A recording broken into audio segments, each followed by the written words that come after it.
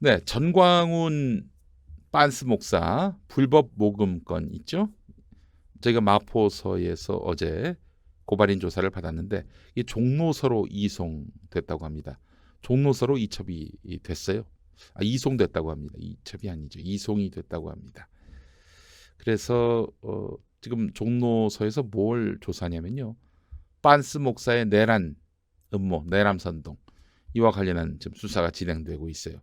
여기에 빤스의 불법 모금건까지 같이 이제 조사가 될 모양인데 그 결과를 한번 지켜보도록 하죠. 검찰은 지금 미동도 안 하고 있는데 경찰이 지금 수사에 나선 상황입니다. 자, 용칼 이제는 유시민이 조목조목 짚은 KBS 거짓말이란 내용으로 함께하겠습니다. 어제 알릴레오 방송에서 유시민 노무현재단 이사장이 KBS의 거짓말을 조목조목 짚었습니다. 어떤 내용이 있었는지 소상히 살펴보도록 하겠습니다.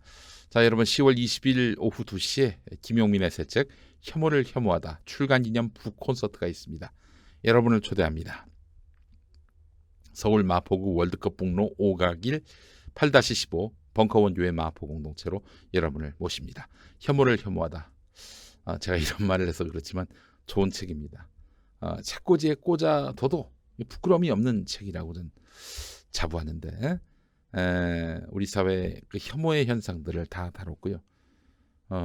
우리 촛불 시민들은 쉽게 읽으실 거예요.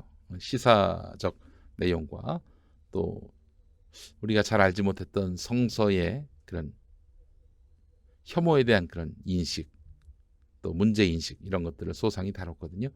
이 책 한 권만 읽으면 기독교가 도대체 무엇가 문제인지, 그리고 성서에서 가르치는 원리가 무엇인지 이런 것들을 자세히 알 수 있게 될 것입니다. 그리고 기독교에서 금기시하는 거 있잖아요. 동성애, 이슬람, 자살. 이게 과연 정말 기독교에서 드러내놓고 혐오할 만한 것인지 이런 이야기들도 소상히 다뤘습니다. 혐오를 혐오하다 인터넷 서점에서도 판매하고 있고요. 10월 20일 일요일 낮 2시 벙커원 교회에서 있는 북콘서트에서는 현장에서도 구입하실 수 있고요. 제 사인도 받으실 수 있습니다. 여러분 많이 동참해 주시면 감사하겠습니다. 혐오를 혐오하다 여러분의 많은 관심 바라겠습니다. 자, 유시민이 조목조목 짚은 KBS 거짓말 관련한 이야기 다루기 전에 광고 하나 보겠습니다. 여러분께 휴먼 영상의학센터의 인터벤션 시술을 소개합니다. 인터벤션 시술이란 최소 절개와 국소 마취로 안전하고 신속하게 치료할 수 있는 시술법입니다. 큰 수술이 부담스러웠던 분은 이제 휴먼 영상의학센터를 만나보시기 바랍니다. 환자 상태에 따라서 시술 당일 퇴원도 가능한데요. 검색창에 휴먼 영상의학센터를 검색하시거나 문의 전화 1588-7161 1588-7161로 문의해 주시기 바라겠습니다. 여러분의 많은 관심 바랍니다. 휴먼 영상의학센터입니다. 그냥 뭐 전신 마취하고요. 뭐 온몸을 다 째고 이런 게 아니라 이 영상 저 카메라로 아주 최소한 절개를 해서 그 부분만 국소 마취를 하고 출혈도 없고요. 통증도 없고 또 당일 들어가서 당일 나오고. 자, 휴먼 영상의학센터 많은 관심 바라겠습니다. 자, 정경심 교수의 수사 관련해서 지금 정경심 교수가 아주 적극적인 방어 전선을 구축했습니다. 지금 표창장 위조 재판이 사흘 앞으로 다가왔는데 그렇지 않습니까? 9월 초에 이제 기소를 했는데 전격적인 기소를 했는데 공소장 엉망이지요. 그리고 또 수사 기록을 열람할 수 없습니다. 증거 목록도 볼 수가 없어요. 그래서 이런 식으로는 재판 절차를 수행할 수 없다라고 주장을 했습니다. 그래서 방어권 행사가 어려우니 공판 준비 기일을 늦춰달라 이런 취지의 의견서를 냈어요. 증거 목록, 그리고 백지 공소, 증거 목록 없고 백지 공소장이고 어떻게 방어를 할 수 있겠어요?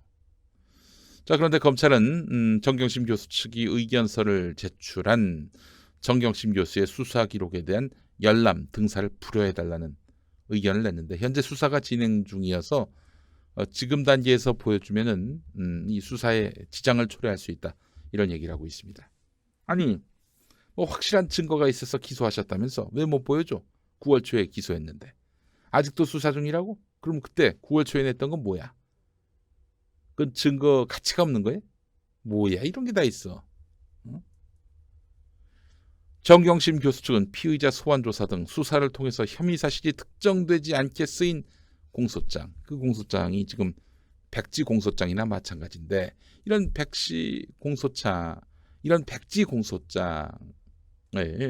갖고 어떻게 재판을 수행할 수 있느냐?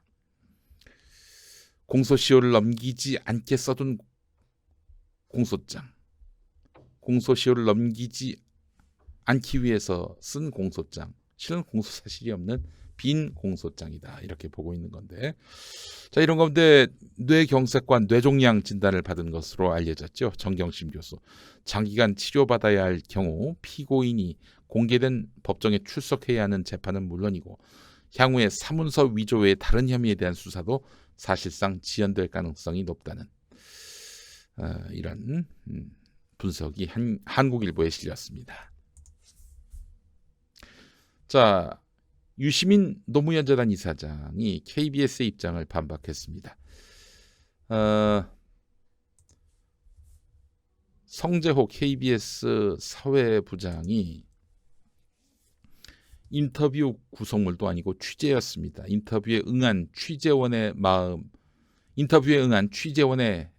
마음, 그 마음에 들지 않다고 하더라도 우리는 뉴스를 하려는 것이지 시청자 세상이라는 방송이 있어요. 프로그램 이름인데 시청자 세상은 시청자의 입장을 칼럼 형식으로 송출하는 겁니다.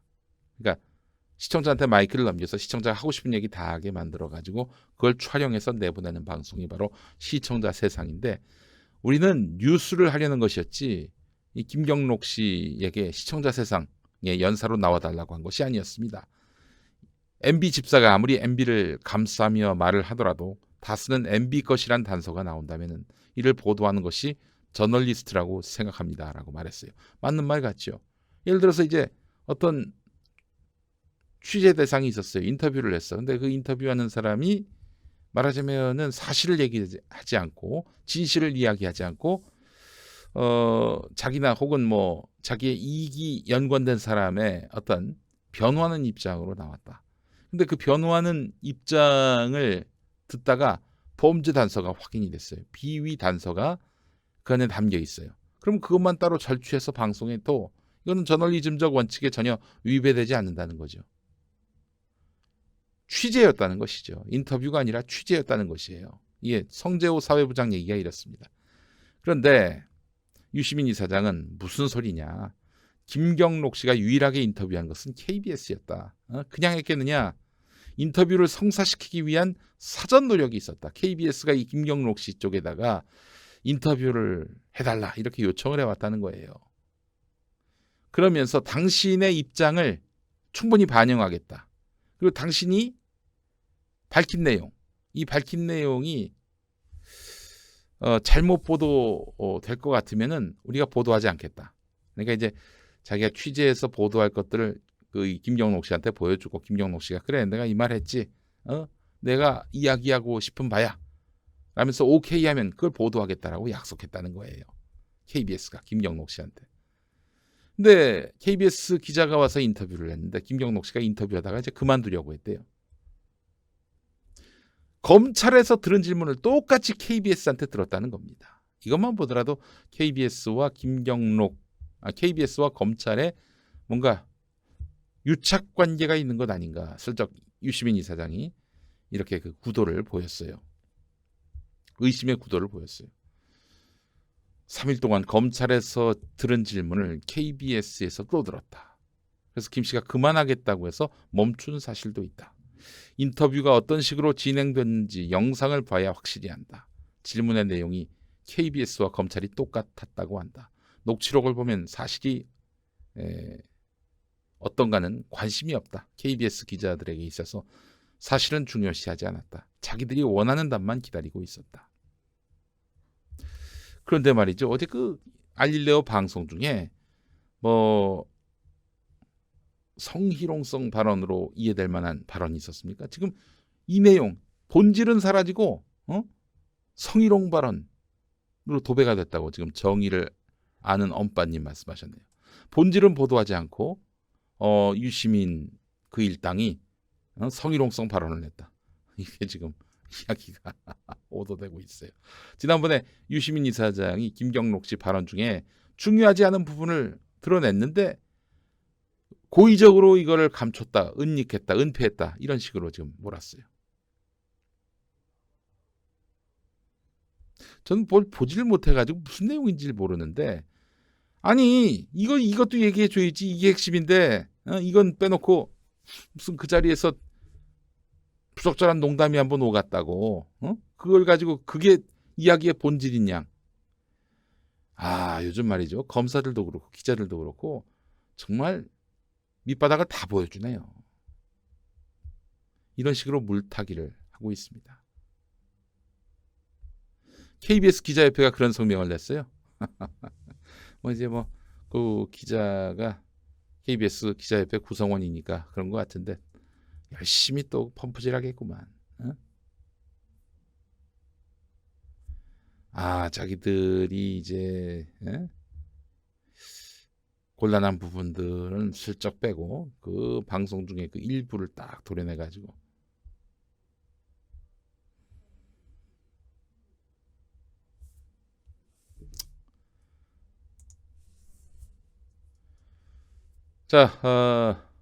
여러분 본질이 호도되지 않도록 또 적극적으로 SNS 활동 부탁드리겠습니다. 그리고 이제 오늘 올라올 이완배 기자의 경제 속설 한번 들으십시오. 예, 사실 좀 굉장히 좌절감 많이 느끼시죠? 굉장히 힘겨우시죠? 잘합니다. 그런데 말이죠. 이완배 기자가 오늘 여러분들을 위로할 경제 속설 준비하고 있어요. 나갔나요? 예, 이완배 기자의 말을 곱씹어 들어보시죠. 이게 말이죠. 계란으로 바위치기란 말이 있죠. 근데 계속 계란이 하여간 계속 던져지고 또 던져지면은 바위는 깨져요. 물방울 하나로는 바위를 못 깨죠. 근데 그러나 계속 오랜 시간 동안 그 물방울이 떨어지면은 바위가 파입니다. 네. 이완배 기자 방송 한번 경청해 주시면 감사하겠고요. 이런 가운데 민주당 홈페이지 당원 게시판에는 당 지도부를 비판하는 글이 수백 건 올라오고 있다고 하는데 조국 장관 사퇴를 사전에 막지 못했다면서 이해찬 대표를 비롯한 지도부의 사퇴를 촉구하는 내용인데 지도부가 적극적으로 대응을 못했고 그렇게 해서 조국 장관이 물러나갈 수밖에 없는 상황에 놓였다. 이런 점에서 비판한다면 그런 의견도 있을 수 있다고 보는데 이 지금 번지고 있는 잘못된 소문은요 뭐냐면은 조국 장관이 민주당 지도부로부터 그만두시라 이런 얘기를 듣고 그만뒀다는 일부의 보도입니다. 여러분 전혀 사실 아닙니다. 전혀 사실 아니에요. 나름대로 취재했는데 100이면 100 그런 얘기 없었다. 당 지도부가 물러나라는 얘기 하지 않았다. 이렇게 얘기를 했어요. 그럴 수밖에 없습니다. 대통령 지지율이 지금 당 지지율보다도 높은 상황에서 대통령의 뜻이 없는 가운데서 당 지도부가 물러나라 이럴 수가 없는 거예요. 이해찬 대표가 한 얘기 아닙니다. 그런데 이해찬 대표가 했다라고 정신 나간 언론이 보도를 했습니다. 그 언론이라고도 말할 수 없는 집단이죠. 민주당은 이해찬 대표의 사퇴 종용서를 가짜 뉴스라고 비판하면서 그러면서 지지층 달래기에 나섰는데 청와대와 더불어민주당은 검찰개혁을 위한 적임자가 바로 조국 장관이며 개인적으로 너무 힘든 여건이지만 검찰개혁이라는 소임을 끝까지 맡아달라고 주문해왔다. 조국 장관한테. 청와대와 당을 엮어서 조국 장관 사퇴를 종용했다는 프레임 상당히 악의적이라고 비판했어요. 당과 청와대가 조국 장관 보고 나가라. 한 3가지 조건을 줄 테니까 셋 중에 하나를 골라서 나가라. 조선일보 보도가 그렇습니다. 조선일보하고 보조를 맞춘 거 아닙니까? 이해찬 당대표가 나가라고 그랬다라고 얘기하는 것이.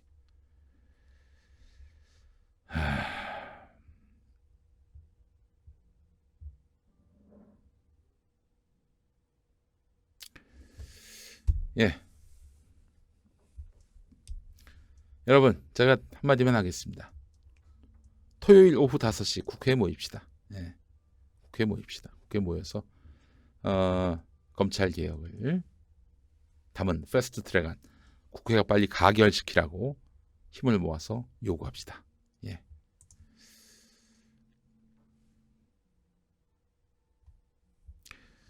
이 칼럼 하나만 더 보고 마무리할까요? 네.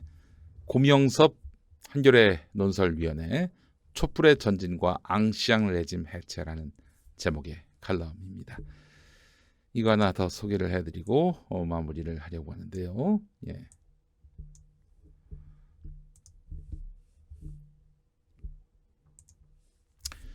조국 수호가 대중의 마음에 불을 지핀 직접적인 발화점을 가리킨다면 검찰개혁은 촛불혁명이 목표로 삼은 앙시앙 레짐 해체, 그러니까 구체제를 해체하는 그런 본질적인 요구가 담겨 있다. 모든 혁명은 우연적인 계기와 필연적 목표의 결합에서 탄생한다. 프랑스 68 혁명이 그랬습니다. 프랑스 68 혁명 기억하시죠? 5월 혁명이라고도 불리는 68년 5월에 있었던 혁명. 그러니까 기숙사에서 출입을 제한당한 그런 억압에서부터 비롯된 것이 바로 68 혁명입니다. 그것이 프랑스 전역의 기성세대에 대한 젊은 세대의 그런 어떤 저항, 항쟁 이걸로 번지지 않았습니까? 프랑스를 넘어서 전 세계로 청년들의 이런 저항이 봄을 터졌습니다. 기성세대는 그냥 틈만 나면 심심하면 전쟁을 일으키는데 그 뒷감당을 다 젊은 세대가 하고 있다는 거예요. 여기에 항거하기 위한 목적으로 시작된 68 혁명 기억하시죠? 최근 그 홍콩에서 벌어지고 있는 민주화 운동 역시 마찬가지입니다. 그 어떤 남성과 여성의 연애 관계에서 비롯된 사건이었는데 이것이 홍콩 민주화 운동으로 번졌어요. 우연적 사건과 필연적 내용 이런 것들로 인해서 혁명이 발발하게 된다는 것이죠. 조국이라는 우연을 통해서 검찰개혁이라는 필연이 철박한 국민 과제로 떠올랐다. 기득권을 지키려고 법의 이름으로 권한을 남용하고 인권을 짓밟는 검찰 권력의 민낯이 조국 일가 수사 과정에서 적나라하게 드러난 것이다. 사회학자 이진경이 진단한 대로 그 반란의 작전사령부 역할을 한 것이 조선일보를 비롯한 수국 언론 권력이다. 수구 언론은 반도덕적 도덕주의라는 프레임을 앞세워서 검찰개혁 요구를 무력화하려고 했다. 그러니까 조선일보 따위가 도덕을 이유로 조국을 내치려고 했던 거예요. 도덕적으로 가장 타락한 집단이 도덕을 무기로 내세워서 상대방을 공격하고 탄핵했다. 그 자신들도 전혀 믿지 않는 도덕적 순결주의를 프레임으로 들이밀어 여기에 동참하지 않은 언론과 집단을 부도덕한 세력으로 몰아붙였다. 이진경은 조선일보가 짠 이 프레임에 걸려든 언론 일반의 증상을 조선일보 증후군이라고 명명한다. 그러나 오랜 민주주의 훈련을 거쳐 촛불혁명을 이룬 대중은 수구 언론 권력의 프로파간다에 속지 않았다. 검찰개혁은 촛불혁명이 내건 과제의 일부일 뿐이다. 기득권 체제를 떠받쳐온 언론 권력, 사법 권력, 경제 권력, 정치 권력의 해체와 재편이 이루어질 때 촛불의 요구는 완수될 수 있다. 혁명은 중도에 멈추면 역풍에 휩쓸리고 만다. 수많은 혁명이 그렇게 유산되고 좌절했다.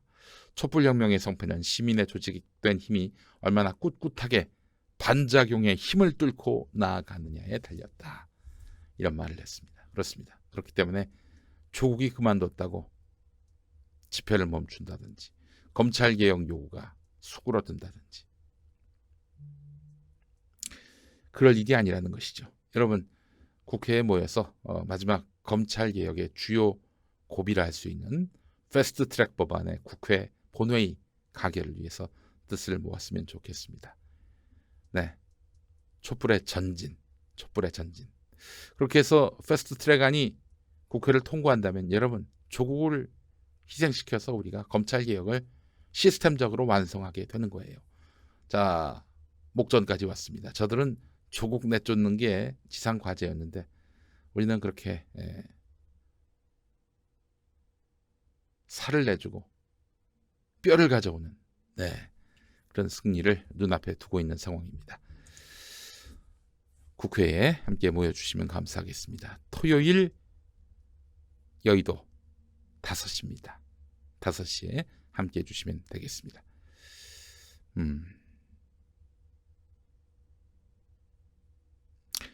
자, 용칼 마치겠습니다. 감사합니다.